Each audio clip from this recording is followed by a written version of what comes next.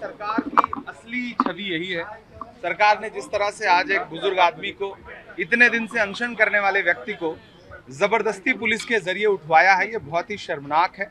और मुझे लगता है कि सरकार को संवाद करना चाहिए था लोकतंत्र में, लेकिन संवाद न करके सरकार ने इस आंदोलन को कुचलने की कोशिश की है।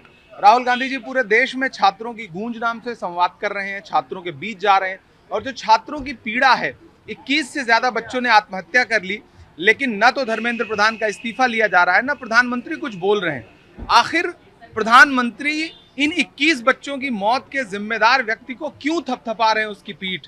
तुझको कितनों का लहू चाहिए अर्ज़े वतन, कितनी आहों से कलेजा तेरा ठंडा होगा, और कितने बच्चों की मौत के बाद शिक्षा मंत्री का इस्तीफा होगा? पिछले 7 साल में 70 से ज्यादा बार पेपर लीक हो चुका है। नीट में 22-23 लाख बच्चे प्रभावित रहे, उसके बावजूद प्रधानमंत्री जी कुछ सुनने को तैयार नहीं।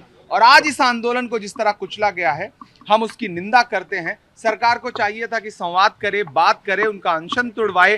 कल हमारे पार्टी की तरफ से पवन खेड़ा ने जा करके अपनी सद्भावना भी प्रकट की थी, लेकिन आज सुबह होते होते जिस तरह से पुलिस के जवानों ने, दिल्ली पुलिस के जवानों ने उनको घसीट करके हॉस्पिटल ले गए, वो बहुत शर्मनाक है। जिस तरह वहाँ छात्रों के साथ मारपीट हुई, वो भी शर्मनाक। सरकार को डर था, सेशन चालू हो रहा था, सेशन में ये मुद्दा उपस्थित हो सकता था इसलिए, और आंदोलन भी था। ये संसद किस लिए होती है? संसद का सत्र किस लिए होता है? ताकि जनता के मुद्दे उठ सकें। ऐसे में आप सिर्फ इसलिए कुचल दोगे, सिर्फ इसलिए किसी को सड़क पे घसीटोगे कि संसद का सत्र चलने जा रहा है, इसका मतलब सरकार बहुत डरपोक है, सरकार डरी हुई है, लोकतंत्र में भरोसा नहीं रखती। मोहन यादव का एक बयान आया, वो कह रहे हैं कि एक से ज्यादा शादी करने वाले एमपी में नहीं रह सकते, अगर राम के एक तो रहीम के 4 क्यों है? मुझे लगता है कि आज का सबसे बड़ा मुद्दा सोनम वांगचुक और जिस तरह से उस आंदोलन को कुचला गया है। मोहन यादव जी पहले ये बताएं कि उन पर जो घोटाले के आरोप लगे हैं, उस पर अब तक उन्होंने कोई प्रतिक्रिया क्यों नहीं दी? अब तक जिस निष्ठा और ईमानदारी की वो बात कर रहे हैं और जिन मर्यादा पुरुषोत्तम भगवान राम की बात कर रहे हैं, उनका कोई अनुयायी इस तरह से भ्रष्टाचार कैसे कर सकता है?